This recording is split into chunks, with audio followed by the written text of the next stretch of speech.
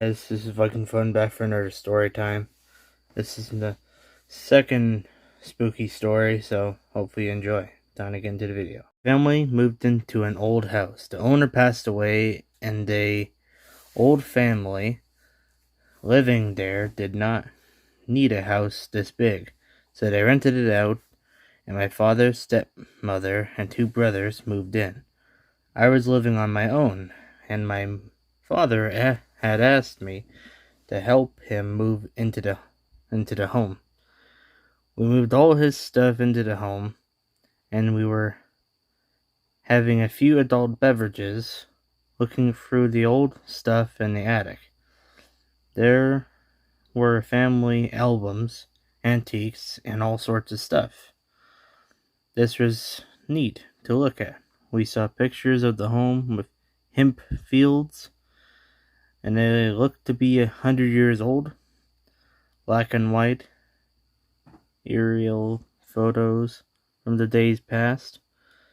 We estimated that this was during the First Great War, as the hemp was being grown for the war, and we assumed that what was happening at this home.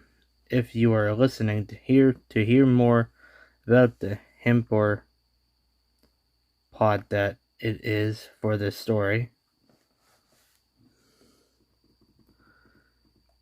I had a few beverages and was staying the evening. I was sleeping in the guest room and was woken up to hear walking up and down the hallways. Not thinking much about it, I went back to sleep. Next morning I woke up and was having some family time breakfast. I asked about the midnight walking, and no one in the family said they were up at all in the evening. Thinking maybe my bro was sleepwalking or something, I dismissed the thought of a spirit. Pat and I was back visiting for the evening. We just cleaned up from dinner, and we were watching Survivor as the family. As we are sitting there, the pull cord for the pantry light clicked on and off several times. I was spooked and went to look at it. The family dog followed me and beat me to the pantry. The dog got freaked out and started to bark at the pantry. The dog's hair was standing on end, and he was stressed. The dog was standing there between me and the pantry and was not letting me pass. I pushed my way through the dog and looked in the pantry to see nothing. The cat came up to see what the commotion was about, and the cat spooked hissed hair standing on the rain off. That was definitely weird. I shut off the light and turned to walk away. As I walked away, the light cord was pulled and the light came back on. At this time, I thought about the other night when I heard walking up and down the hall.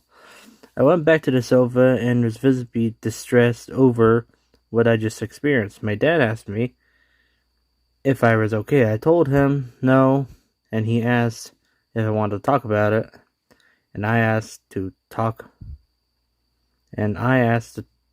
about it, the kitchen. I told him, what the heck?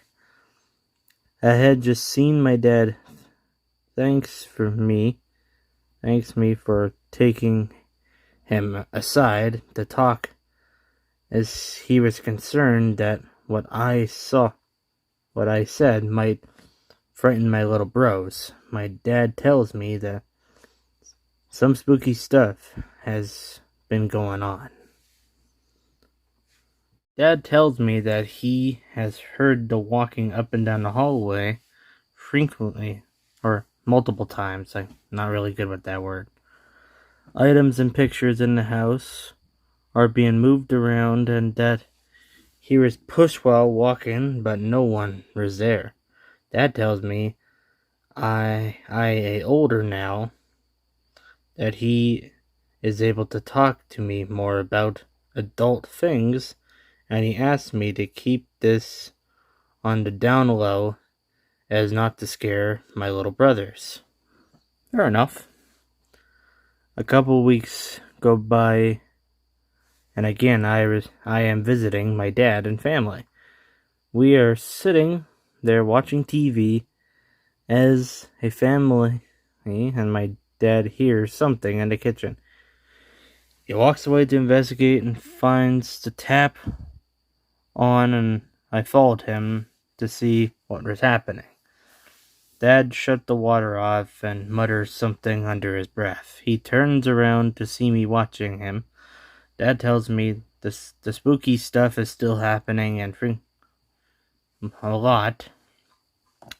Not really good with that word. Dad says he thinks there is a trapped spirit here and tells me more of his experience. Dad tells me that he was walking up the stairs to have a shower after work. As he's walking up the stairs, something pulled his jogging pants down and he fell up the stairs. The tap comes on at weird times, almost daily, and that his method of talking to the spirit is not working like the last house he lived in. The spooky stuff never stopped. My family lived there for a few years before moving, and the spooky stuff never stopped, but only got more frequent. I can't say the word. That's the end of the story. And the second story. The third story I'll be doing soon. I promise. It's definitely an interesting read. Definitely gotta come up with a house thumbnail, but that shouldn't be as hard as the last one. I feel like having like a spirit or a ghost like living in a trailer park house is pretty intense. So yeah, hope you enjoyed this story. Please subscribe, I would really appreciate it. I know I'm definitely not the best at reading, but I'm gonna get better at these stories. I promise. Alright guys. Hopefully you have a good Halloween. Alright guys, Viking Fun out.